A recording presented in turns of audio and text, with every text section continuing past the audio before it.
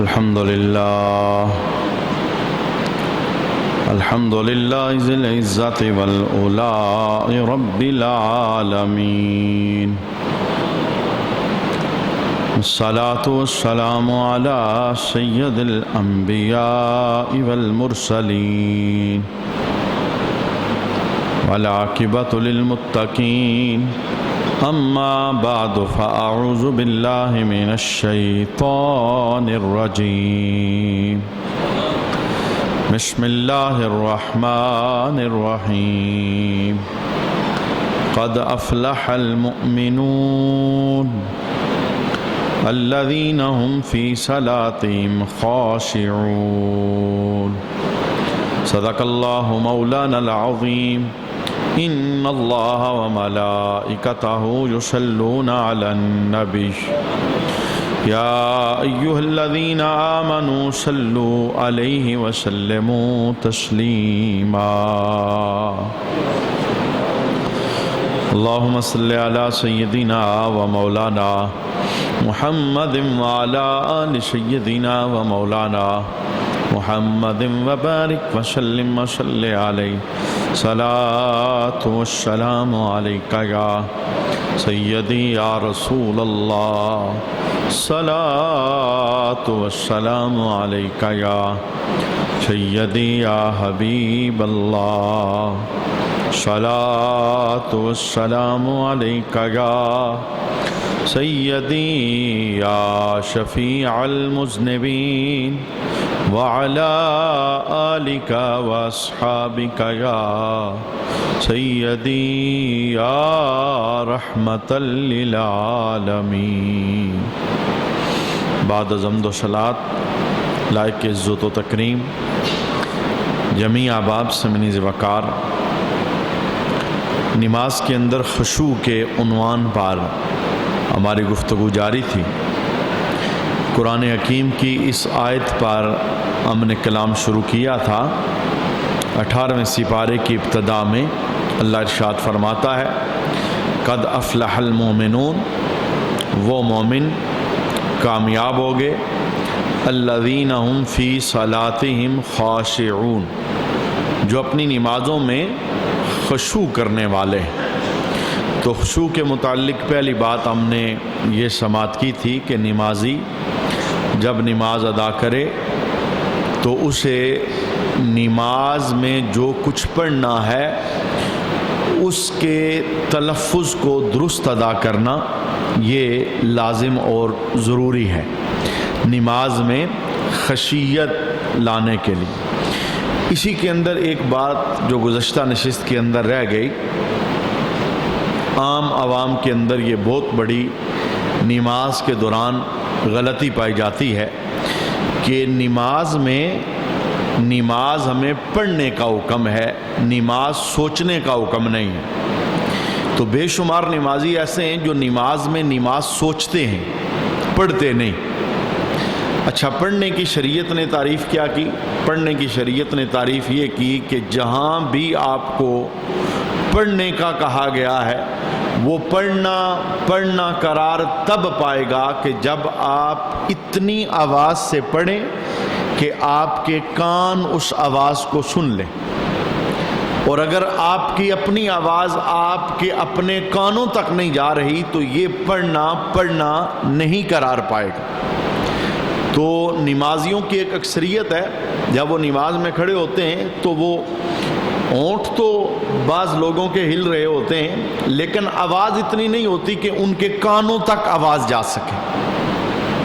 اور بعض ایسے ہیں کہ نماز میں وہ ہاتھ باندھ کے کھڑے ہوتے ہیں، ہونٹوں کو بھی حرکت نہیں آتی بلکہ وہ نماز سوچ رہے ہوتے ہیں، وہ الفاظ سوچ رہے ہوتے ہیں اور آگے چل رہے ہوتے ہیں.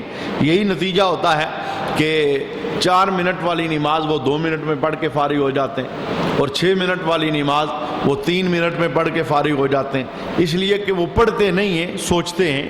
تو جس نے نماز سوچ کر ادا کی، یعنی جہاں پڑھنے کا حکم تھا اس نے پڑھا نہیں، خالی اس نے سوچ لیا یا ہونٹوں کو حرکت تو دی لیکن آواز پیدا نہ کی، اس بندے کی تو نماز سرے سے ہوگی ہی نہیں. خشوع تو بات کی بات ہے، یعنی خشوع کے پیدا کرنے کے لیے جو پہلی بات ہم نے سماعت کی تھی کہ نمازی نماز میں جو کچھ پڑھتا ہے اس کا تلفظ درست ادا کرے، اور دوسری بات جسے میں آج ساتھ ایڈ کر رہا ہوں وہ یہ ہے کہ تلفظ درست ادا کرے اور ساتھ اتنی آواز سے پڑھے کہ اس کے اپنے کان اس آواز کو سن سکیں۔ خالی سوچنے سے نہ اجر ہے، نہ ثواب ہے، نہ نماز ادا ہوتی ہے۔ یہ تو بس بندہ اپنے آپ کو نماز کے لیے کھڑا تو کر رہا ہے لیکن اسے اس کا نتیجہ میسر نہیں آ رہا۔ تو نماز میں خشوع لانے کے لیے جو پہلی بات ہم نے سیکھی تھی اس میں ایک بات مزید جس کا میں نے اضافہ کیا کہ نماز کو پڑھنے کی عادت ڈالی جائے، اور پڑھنے کے اندر جو الفاظ زبان سے ادا ہو رہے ہیں وہ الفاظ کم از کم ہمارے کان سنیں، یعنی اتنی آواز سے ہم جیسے ہم سرگوشی کرتے ہیں، سرگوشی کے اندر بہت اونچی آواز نہیں ہوتی لیکن وہ اتنی مدھم آواز ہوتی ہے، کم از کم ہمارے کانوں کو تو پتہ ہوتا ہے کہ ہم کیا پڑھ رہے ہیں۔ اور اگر کسی کے خالی ہونٹ ہلے یا کسی کے ہونٹ بھی نہیں ہلے، خالی اس نے سوچا نماز کے اندر، وہ بابو بن کے کھڑا رہا، پڑھا کچھ بھی نہیں، خالی سوچ رہا تھا، تو اس کی نماز شروع ہی نہیں ہوگی۔ یعنی نماز کی ادائیگی کے لیے جو چیز سب سے پہلی ہے نماز کے اندر تلفظ کی درستگی، تو تلفظ تو ہوتا ہی تب ہے جب آواز پیدا ہو، بغیر آواز کے تلفظ کیسے ہوگا؟ تو اس چیز کو بھی یعنی ہمیشہ اپنی سوچ کے اندر نماز پڑھتے ہوئے رکھنا ہے کہ ہم نے نماز کو سوچنا نہیں ہے، نماز میں خالی ہونٹ نہیں لانے بلکہ ہم نے الفاظ ادا کرنے ہیں، اور اس ادائیگی کی جو لمٹ بیان کی گئی کہ کتنا اس کے اندر آواز ہونی چاہیے، یعنی کتنی آواز سے وہ لفظ ادا ہونے چاہیے کہ کم از کم انسان کے اپنے کانوں تک اس کی آواز جائے، کان سن سکیں اس آواز کو، یہ پڑھنا قرار پاتا ہے۔ اچھا، دوسری بات ہم نے یہ سیکھی تھی گزشتہ نشست کے اندر کہ نمازی جب نماز ادا کرے تو اپنی مکمل توجہ اللہ کی ذات کی طرف رکھے۔ دوران نماز دائیں بائیں آگے پیچھے کون ساتھ کھڑا ہے، کس کے کیسے کپڑے ہیں، پاؤں کی بناوٹ کیسی ہے، کسی طرف دھیان نہ دے، اگر جماعت میں ہے اور اگر تنہا ہے، جس حالت کے اندر بھی ہے تو نمازی نماز میں دھیان مکمل رب العالمین کی ذات کی طرف رکھے، چونکہ وہ نماز میں اللہ کے دربار کے اندر حاضر ہے، وہ اللہ کے سامنے اپنی عرضی پیش کر رہا ہے، تو اسے مکمل اپنا دھیان رب العالمین کی ذات کی طرف رکھنا چاہیے۔ تیسری بات جو ہم نے نماز میں خشوع لانے کے لیے سماعت کی تھی کہ نمازی نماز کے دوران اپنے ہاتھوں کا بے جا استعمال نہ کرے۔ خواہ مخواہ نماز کے دوران ہاتھوں کو اٹھانا، کبھی بال درست کرنا، کبھی داڑھی درست کرنا، کبھی ناک کے اندر، کبھی کان کے اندر، کبھی آنکھوں کو، یعنی یہ شیطان لعین ساتھ ہوتا ہے جو بندے کو ساکن نہیں ہونے دیتا اور نماز کے اندر سکون سے کھڑے نہیں ہونے دیتا، کوئی نہ کوئی ایسا خیال پیدا کر دیتا ہے۔ تو بے جا نماز کے اندر ہاتھوں کا استعمال نہ کیا جائے، بغیر ضرورت کے ایک رکن کے اندر 3 مرتبہ ہاتھوں کا استعمال ہو جائے تو نماز فاسد ہو جاتی، نماز ہی سرے سے ختم ہو جاتی۔ تو ضرورت کے وقت ہاتھ اٹھانے کی اجازت ہے، لیکن وہ بھی شرعی ضرورت بنتی ہو۔ جب ہم نماز کے مفسدات سنیں گے، یعنی مفسد جس سے نماز فاسد ہو جاتی ہے، ٹوٹ جاتی ہے، ختم ہو جاتی ہے، نئے سرے سے نماز کو دوبارہ شروع کرنا ہوتا ہے، تو وہاں پر ان ساری باتوں کو بھی ہم سماعت کریں گے۔ تو اس آیت کی تفسیر کے اندر مفسرین نے نماز میں خشوع لانے کے لیے جو جملے ارشاد فرمائے ان میں ایک جملہ یہ تھا مخبتون متواضعون، یعنی نمازی نماز کے اندر اکڑ کے کھڑا نہ ہو بلکہ عاجز بن کے کھڑا ہو، چونکہ اللہ کے دربار میں پیش۔ مسجد تو اکڑنے کی جگہ ہے ہی نہیں، اکڑ تو کسی جگہ بھی اللہ کو پسند نہیں ہے۔ مغروری اور غرور اور تکبر کسی چیز پر جب بندہ کرتا ہے تو وہ گرایا جاتا ہے، اسے پست کیا جاتا ہے، اس کے غرور کو رب توڑ کے رکھ دیتا ہے۔ لہٰذا ایک بندے کو ہمیشہ عاجز ہی رہنا چاہیے، نماز کے باہر بھی، لیکن خاص کر کے جب وہ نماز کی حالت کے اندر ہو تو اسے عاجزی کے ساتھ اللہ کے دربار کے اندر کھڑا ہونا چاہیے۔ اچھا، آج ہم نماز میں خشوع لانے کے لیے جو سب سے پہلی چیز سنیں گے اس کو ازبر کرنا ضروری ہے۔ ازبر کا معنی ہر نمازی کو یہ چیزیں زبانی آنی چاہیے۔ اس میں عمر کی کوئی قید نہیں، بوڑھے جوان کی کوئی قید نہیں، مرد عورت کی کوئی قید نہیں، دماغ بہت تیز ہے یا نارمل حالت کے اندر ہے، چیزیں یاد رہتی ہیں یا یاد نہیں رہتی۔ ہر نمازی کے لیے ان باتوں کا ازبر ہونا، یعنی انہیں یاد رکھنا۔ یاد کرنے کا فائدہ کیا ہوگا؟ یاد ہوگا تو پتا چلے گا کہ کون سی مجھ سے غلطی ہو گئی۔ اچھا، وہ کون کون سی باتیں ہیں؟ وہ باتیں ہیں، سب سے پہلی بات کہ نمازی کو نماز کی شرائط کا علم ہونا چاہیے۔ دوسری بات، نمازی کو نماز کے فرائض کا علم ہونا چاہیے۔ نماز کی کتنی شرطیں ہیں؟ شرط وہ چیز ہے اگر نہ ہو تو نماز شروع ہی نہیں ہوتی۔ شرط رہ جائے نماز میں تو نماز شروع ہی نہیں ہوتی۔ اور دوسری چیز ہے نماز کے فرائض، اور فرض رہ جائے نماز میں، نماز بندہ پڑھ رہا ہے، پڑھنے کے دوران فرض بندے کا رہ گیا تو فرض سجدہ سہو سے ادا نہیں ہوتا، کیونکہ مسلمان انہوں نے دین یا نماز، یہ جو بنیادی مسائل ہیں، انہیں سیکھنے کی زحمت نہیں کی، لہذا جب بھی غلطی ہو، جو بھی غلطی ہو، وہ سجدہ سہو کر دیتے۔ سنت رہ جائے پھر بھی سجدہ سہو، واجب رہ جائے سجدہ سہو، جان بوجھ کے چھوڑو سجدہ سہو، بھول کے رہ جائے سجدہ سہو، فرض رہ جائے سجدہ سہو، جو بھی غلطی ہو سجدہ سہو۔ حالانکہ ہر غلطی پر سجدہ سہو ہے ہی نہیں۔ نماز میں فرض رہ جائے سجدہ سہو سے اس غلطی کو، اس کے ازالے کو مکمل کیا ہی نہیں جا سکتا، نماز ختم ہو گئی۔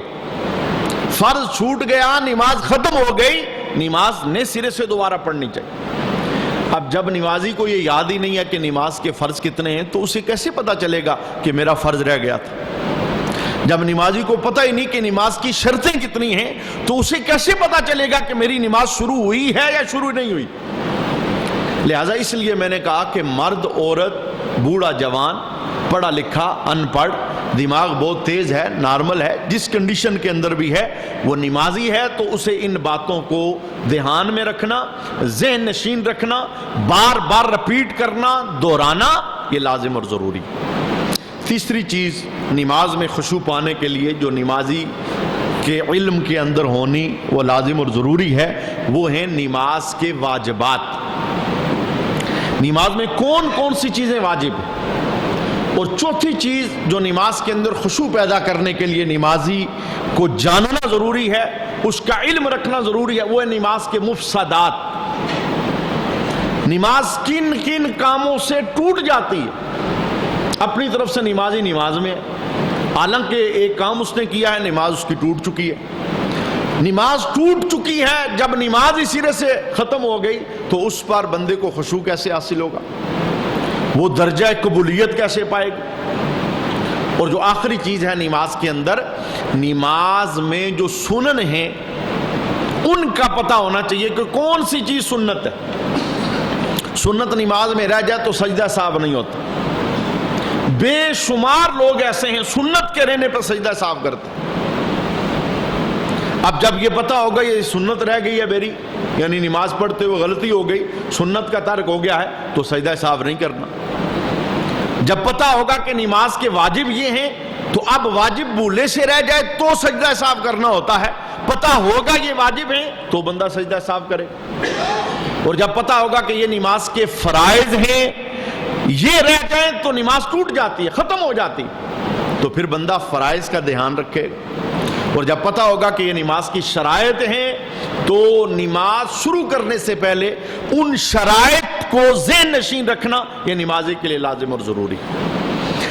اچھا، میں شروع کرنے لگا ہوں، یعنی نماز کا کمپلیٹ طریقہ بتانے سے پہلے یہ چیزیں نمازی کے ذہن نشین کرنا یہ لازم اور ضروری ہے، تاکہ جب میں نماز کا کمپلیٹ طریقہ آپ کے سامنے بیان کروں، تکبیر سے لے کے سلام پھیرنے تک، تو خود بخود آپ کے دماغ میں یہ بات ریوائز ہوتی چلی جائے کہ ابھی یہ فرض کی بات ہو رہی ہے، یہ سنت کی بات ہو رہی ہے، یہ شرط کی بات ہو رہی ہے، یہ نماز میں مکروہ ہے، یہ واجب ہے۔ خود بخود آپ کا دماغ ان باتوں کو دہراتا چلا جائے گا۔ تو لہٰذا آج ہم ابتدا کرتے ہیں یہاں سے، یعنی پہلے ہم یہ سیکھتے ہیں کہ نماز شروع کرنے سے پہلے جو 6 شرطیں ہیں، جب تک ان میں سے ایک شرط بھی رہ جائے گی نماز نہیں ہوگی۔ اچھا دیکھیے، یہ جو مجمع ہوتے ہیں، جیسے آج جمعہ کا اجتماع ہے، عام طور پر جو خطباء ہیں وہ جمعہ کے اجتماع کے اندر یہ چیزیں بیان نہیں کرتے، اور ان کی ایک اپنی سوچ کا دائرہ ہے۔ بیان اس لیے نہیں کرتے کہ اس پر کوئی سبحان اللہ نہیں ہے، اس پہ کوئی نعرہ نہیں ہے، اس پہ جناب کوئی واہ واہ نہیں، داد نہیں، اسے خالی آپ نے سننا ہی۔ لیکن میں یہ کہنا چاہتا ہوں کہ یہ جو محفل ہے جس کے اندر آپ نے دین کا ایک مسئلہ سیکھا ہے، اس کا پتہ ہے اجر کتنا ہے؟ امام شافعی علیہ رحمہ کہتے ہیں ایک طرف بندہ پوری رات نفل پڑھتا رہے اور دوسری طرف بزم دین میں ایک دین کا مسئلہ سیکھ کے اٹھ جائے، ایک مسئلہ سیکھنے پر پوری رات کے نفل پڑھنے سے اللہ بندے کو زیادہ اجر عطا فرماتا۔ تو اجر کے اعتبار سے یہ بہت بڑا کام ہے۔ تو لہٰذا میں آپ کا دھیان اور توجہ جوڑنے کے لیے ابھی میں شروع کرتا ہوں، کیونکہ جمعہ کا ٹائم بہت مختصر ہوتا ہے۔ ہم کوشش کریں گے آج کی نشست میں نماز کی ہم شرطیں سیکھ لیں، ہمیں پتہ چل جائے کہ نمازی نماز شروع کرنے سے پہلے 6 شرطیں وہ پوری کرے گا تو نماز شروع ہوگی، ایک شرط بھی رہ جائے گی تو نماز اس کی شروع ہی نہیں ہوگی۔ اچھا، سب سے پہلی شرط جو نمازی کے لیے ہے، نماز شروع کرنے سے پہلے اس کا پورا ہونا وہ لازم اور ضروری ہے۔ اچھا، جب میں بولوں گا تو آپ کہیں گے یار یہ بھی ہم کرتے ہیں، یہ بھی کرتے ہیں، کچھ مسٹیک ان کے اندر ہوں گی، کرتے تو ہم ہوں گے، دھیان بھی رکھتے ہوں گے، اور اسی طرح ہم نے ایک طریقہ کار سیکھا بھی ہوگا، لیکن کچھ اس میں مسٹیک ہوں گی، غلطیاں ہوں گی جن پر توجہ نہیں ہوگی، میں اس پر انشاءاللہ آپ کی توجہ دلاؤں گا۔ سب سے پہلی شرط جس کے بغیر نماز شروع ہی نہیں ہوتی وہ ہے طہارت۔ اچھا، طہارت 3 طرح کی ہے۔ سب سے پہلی، نمازی کا جسم یعنی بدن یہ پاک ہو۔ دوسرے نمبر پر نمازی کا لباس پاک ہو۔ تیسرے نمبر پر، یہ تو جناب عام بندوں کو بھی پتا ہے، جن کے پاس بہانہ یہ کیا ہوتا ہے کپڑے پاک نہیں، آؤ نماز کے لیے کہتے کپڑے پاک نہیں، یعنی انہیں بھی پتا ہے کہ بغیر کپڑوں کی طہارت کے نماز نہیں ہوتی۔ ٹھیک ہے جی۔ تیسرے نمبر پر نمازی جہاں کھڑا ہو کے نماز پڑھ رہا ہے اس جگہ کا پاک ہونا ضروری۔ کپڑے ناپاک ہیں پھر بھی نماز نہیں ہے، جسم ناپاک ہے بدن تو پھر بھی نماز شروع نہیں ہوتی، جہاں کھڑا ہو کے نماز پڑھ رہا ہے وہ جگہ ناپاک ہے پھر بھی نماز ادا نہیں ہوتی۔ اچھا، جو غلطی ہماری ہے وہ کیا ہے میں بتاتا ہوں۔ کپڑے ناپاک، اچھا ہم نے یہ سمجھا کہ کپڑے ہم نے اتار کر ہم نے پھینک دیے، گھر والوں نے پروسیس سے انہیں دھو دیا، اس کے بعد چونکہ پانی سے کپڑے گزر گئے تو کپڑے پاک ہو گئے۔ جس کپڑے پر نجاست لگی ہے وہ خالی مشین میں گزارنے سے پاک نہیں ہوگا، اور عام طور پر مسلمان گھروں کے اندر یہ بڑی میجر مسٹیک ہے، بہت بڑی غلطی ہے۔ کون سی؟ کہ بڑوں اور چھوٹوں کے کپڑے اکٹھے ہی ڈالے جاتے ہیں۔ گھر میں چھوٹے بچے، نمازی باپ ہے، بڑا بھائی ہے، بہن ہے، ماں ہے، جو گھر میں نمازیوں کے اور چھوٹے بچوں کے کپڑے اکٹھے ہی ڈالے جاتے ہیں۔ اچھا، چھوٹے بچے کا کپڑا ناپاک تھا، پیشاب وغیرہ اس کی چھینٹیں اس پہ لگی ہوئی تھی، اب اسی حالت میں مشین میں گیا، پاک کپڑے بھی ساتھ ڈلے ہوئے تھے، بے شک ان میں کوئی نجاست نہیں تھی، وہ تو تھے ہی پہلے سے پاک، نجاست لگی کوئی نہیں، لیکن اب کپڑا ہمیشہ پاک پانی سے پاک ہوتا ہے، ناپاک پانی سے کپڑا پاک۔ تو جب چھوٹے بچوں کے کپڑے مشین میں بڑے بندوں کے ساتھ اکٹھے کر کے ڈالے جائیں گے، ہم 1000 پانیوں سے بھی پھر انہیں نکالیں، جب تک جو شرعی پروسیس ہے کپڑے پاک کرنے کا وہ نہیں ہوگا تب تک کپڑا پاک نہیں ہوگا۔ اور نمازی حضرات سے میری گزارش یہ ہے کہ رات سونے کے لیے ہمیشہ اپنا ڈریس علادہ رکھیں، سونے کے لیے جو سلیپنگ ڈریس ہے وہ ہمیشہ علادہ رکھیں، اسے نماز میں استعمال نہ کریں۔ جو نماز میں کپڑے استعمال کرتے ہیں ان کی طہارت کا خیال رکھیں، اور اگر کبھی نماز والا کپڑا ناپاک ہو جائے، وہی پہن کے بندہ سویا تھا، غسل لازم ہو گیا، اس پہ نجاست لگ گئی، یا باہر سے کوئی اور نجاست اس پہ لگ گئی، تو خود اسے پاک کریں، خود پاک کریں، پاک کرنے کے بعد پھر گھر والوں کے حوالے کریں۔ ہماری ایک اکثریت ہے جو ناپاک کپڑے کو ناپاک ہی ہوتا ہے تو دھوبی کے حوالے کر دیتے، اور وہاں جو کپڑوں کا حشر ہوتا ہے، دھوبیوں نے کون سا کسی مدرسے کے اندر جا کے پڑھا ہوتا ہے، انہوں نے تو سارے کپڑے ایک ہی جگہ کرنے، پاک ناپاک کا پروسیس ہے ہی نہیں۔ جس وقت کپڑے میں نجاست ہو تو اسے پاک کرنے کا طریقہ کیا ہے، میں مختصر، چونکہ اب اگر میں اسے چھوڑ کے جاؤں گا تو یہ ذہن کے اندر بات رہے گی، پھر پاک کیسے کرنے، میں پاک کرنے کا آپ کو طریقہ بتا دیتا ہوں۔ مختصر اس کا طریقہ کار کیا ہے، جہاں نجاست لگی ہے، مثلا ایک بازو کا حصہ ہے، یہاں نجاست لگی ہے، ہم اسے پاک کرنا چاہتے ہیں، تو اس کا طریقہ کار یہ ہے کہ اسے پانی کے نیچے رکھیں اور پھر اسے مل کے دھوئیں، دھونے کے بعد اسے نچوڑ لیں، اتنا نچوڑیں کہ پانی کا ایک قطرہ بھی بیچ میں باقی، اپنے ہاتھ سے یعنی زور سے نچوڑیں، دوسری مرتبہ پھر یہی پروسیس کریں اپنے ہاتھ دھو کے، تیسری مرتبہ پھر یہی پروسیس کریں، جب تیسری مرتبہ یہ پروسیس کریں گے تو کپڑا پاک ہو جائے گا۔ یہ ایک طریقہ ہے، 3 مرتبہ ہر بار کپڑے کو اتنا نچوڑنا کہ پانی سارا نچڑ جائے، اور جس کا کپڑا ہے اسی کی طاقت کا اعتبار ہوتا ہے۔ اور دوسرا طریقہ کار اس کا یہ ہوتا ہے کہ کپڑے کی نجاست وغیرہ اتار کے اسے جو نل وغیرہ ہے بالٹی میں ڈال کے اس کے نیچے رکھا جائے، اوپر سے ٹوٹی کو کھول دیا جائے، پانی پھر کپڑے کے اوپر جائے، بالٹی فل ہو جائے، پانی گرنا شروع ہو جائے، وہ سارے کا سارا کپڑا ڈوب جائے، جب پانی بالٹی سے گرنا شروع ہو جائے گا یعنی بہنے کی کیفیت میں ہو جائے گا، وہ کپڑا پاک ہو جائے گا۔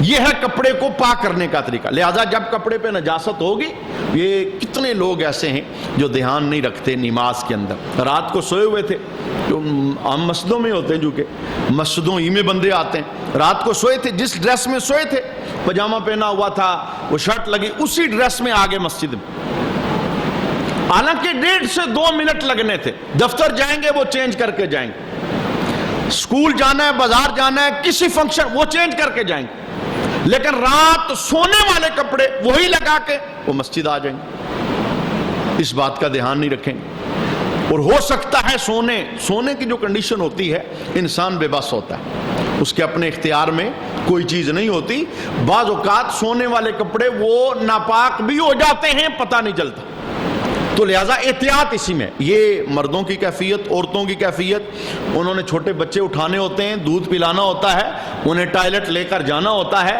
ہزارہا بار ان کے کپڑوں پر پیشاب کی چھینٹیں پڑتی ہیں، کپڑے ناپاک ہوتے ہیں، بچہ وومٹنگ کر جاتا ہے، الٹی کر جاتا ہے، دودھ پیتے ہوئے وہ دودھ نکال دیتا ہے، اب جہاں گرے گا وہ کپڑا ناپاک ہو جائے گا۔ اب اگر عورت دھیان نہیں کرے گی، اسی کپڑے میں نماز پڑھے گی، نماز شروع نہیں ہوگی، چونکہ شرائط میں سے شرط ہے کپڑوں کا پاک ہونا، تو کپڑا ناپاک ہے تو نماز کیسے شروع ہوگی؟ گھروں کے اندر چونکہ ہم دیہاتی ہیں، جانور تقریباً ہر دوسرے بندے نے گھر میں رکھے ہوتے ہیں، جنہوں نے جانور رکھے ہوتے ہیں، جانوروں کے ساتھ صبح شام دوپہر کام کرنا ہوتا ہے، تو جب جانوروں کے ساتھ کام کرنا ہے تو وہ ڈریس علیحدہ ہونا چاہیے، اور جب نماز پڑھنی ہے تو اسی ڈریس میں نہیں، کیونکہ جانوروں کی عادت ہے دم ملاتے ہیں، وہاں چھینٹے پڑ جاتے ہیں، اپنے پاؤں سے کوئی چیز لگ جاتی ہے، تو یہ دھیان، یعنی یہ ساری وہ جزیاں ہیں جن پر توجہ نہیں ہوتی۔ کپڑوں کو پاک رکھنا یہ نماز کی شرائط میں سے ایک شرط، کپڑے پاک نہیں ہوں گے تو نماز شروع نہیں ہوگی، یہ پہلی چیز۔ طہارت میں دوسری چیز کیا تھی؟ نمازی کا بدن وہ پاک ہو۔ اچھا، بدن کس چیز سے پاک ہو؟ حد سے اکبر اور حد سے اصغر، یہ 2 نام۔ حد سے اکبر کیا ہے؟ بندے پہ غسل وغیرہ فرض نہ ہو۔ ایک مسلمان کو علم ہونا چاہیے کہ اگر وہ شادی شدہ ہے اس پہ غسل لازم ہوتا ہے، یا وہ غیر شادی شدہ ہے سوتے ہوئے اس پہ غسل فرض ہو جاتا ہے، تو فرض غسل کیسے ادا کرنا ہے؟ اس لیے کہ جب تک وہ فرض غسل شریعت کے بتائے طریقے کے مطابق ادا نہیں کرے گا، وہ حد سے اکبر میں رہے گا، وہ جب تک حدث اکبر میں رہے گا 1000 بار وضو کر لے وہ نماز کے قابل ہی نہیں ہو سکتا۔ نماز کے قابل تب ہوگا جب جسم طہارت پائے گا، جسم طہارت تب پائے گا جو فرض غسل ہے اسے صحیح طرح ادا کیا جائے گا۔ یہ میڈیا پہ بہت ساری اچھی باتیں بھی ہوتی ہیں، یعنی دل میں چوٹ لگانے والی۔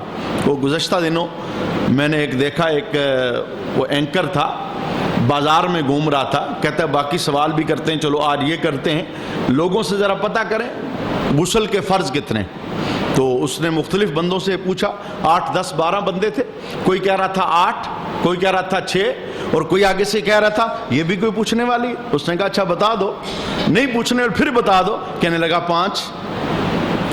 یعنی یہ خالی ہنسی مذاق نہیں، بتانے کا مقصد کہ مسلمانوں کی اکثریت ہے، انہوں نے نہیں توجہ دی، اس پہ دینی چاہیے تھی۔ دنیا کا ہر مسئلہ انہیں آتا ہے، دنیا کی ہر کہانی انہیں آتی ہے، کاروبار کا ہر اصول انہیں، اور یہاں آ کر بالکل بولے بن جاتے۔ حالانکہ ایک ماں بہن ہے یا ایک مرد ہے، جب تک وہ پاک ہونے کا طریقہ نہیں جانتا، ماں بہن ہے تو وہ روٹی پکائے گی، اس روٹی میں برکت کیسے آئے گی؟ وہ آٹے کو ہاتھ لگائے گی، وہ برکتیں کیسے دے گی؟ وہ آٹا کھانے والا بیٹا وہ مصلے پہ کیسے بیٹھے؟ اس کی نظر میں حیا کیسے آئے؟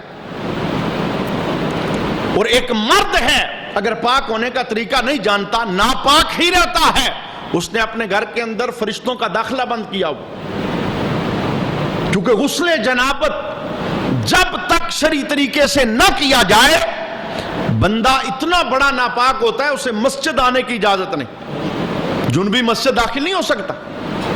اچھا وہ بھی مختصر میں عرض کر دیتا ہوں چونکہ ساری ہماری ضرورتیں ہیں۔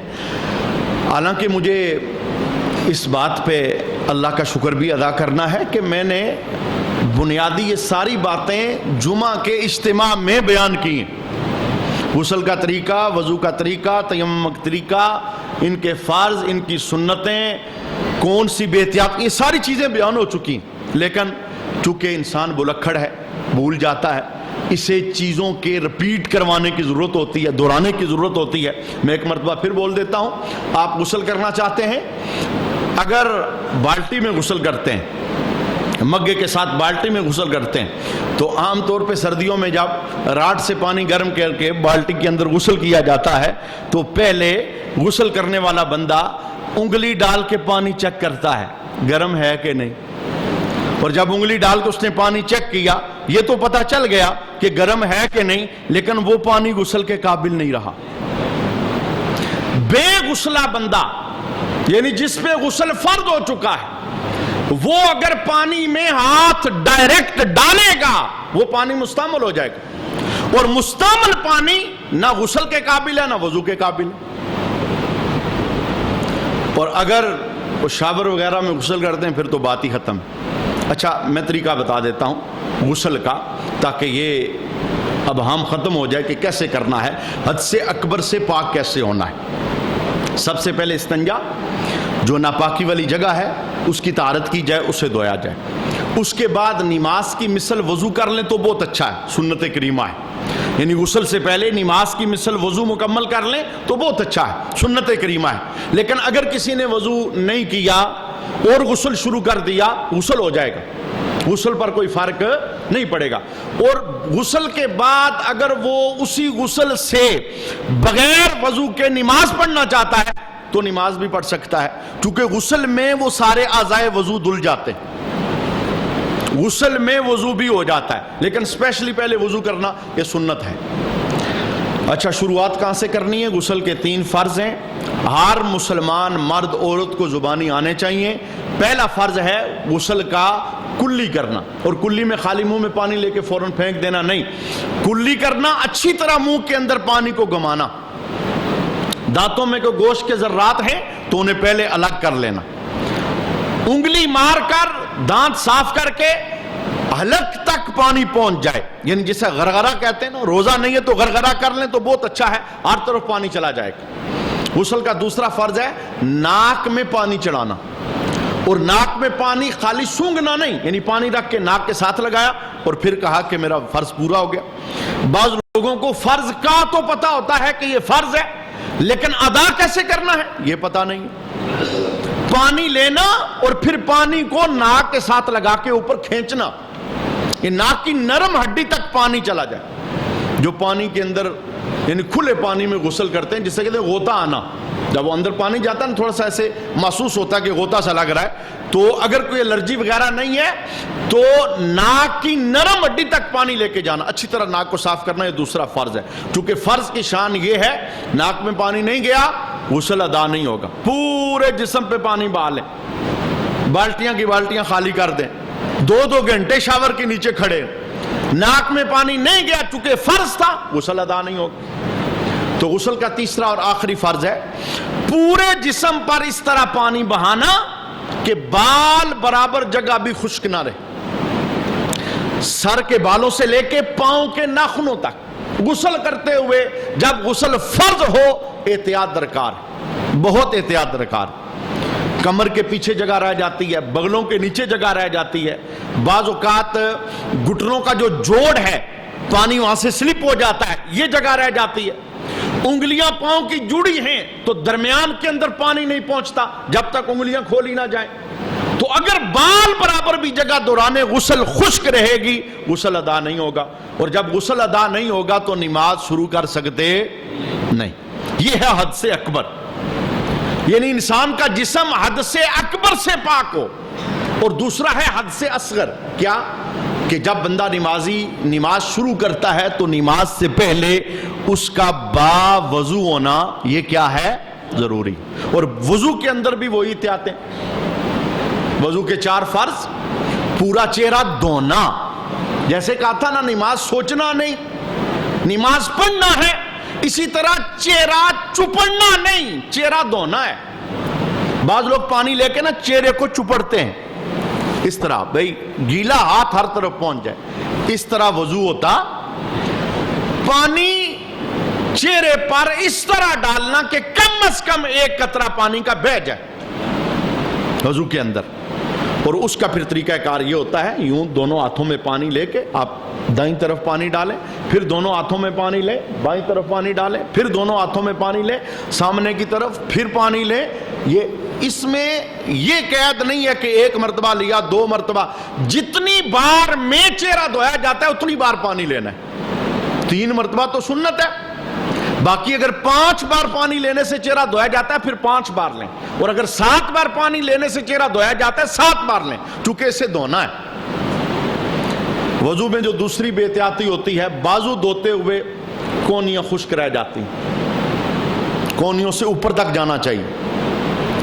اور وضو کے اندر تیسری جو بے احتیاطی ہوتی ہے, پاؤں دھوتے ہوئے انگلیاں جڑی ہیں تو درمیان والی جگہ انگلیوں کی خشک رہ جائے گی, ٹخنے خشک رہ جائیں گے, ایڑیاں پھٹی ہیں تو وہاں سے پانی جب تک مل کر وہاں نہ دھوئیں گے نہیں دھوئی جائیں گے, وہ پانی وہاں سے کراس ہو جائے گا, گزرے گا نہیں ہر جگہ پر, اور ہر جگہ پر پانی کا بہنا ضروری ہے.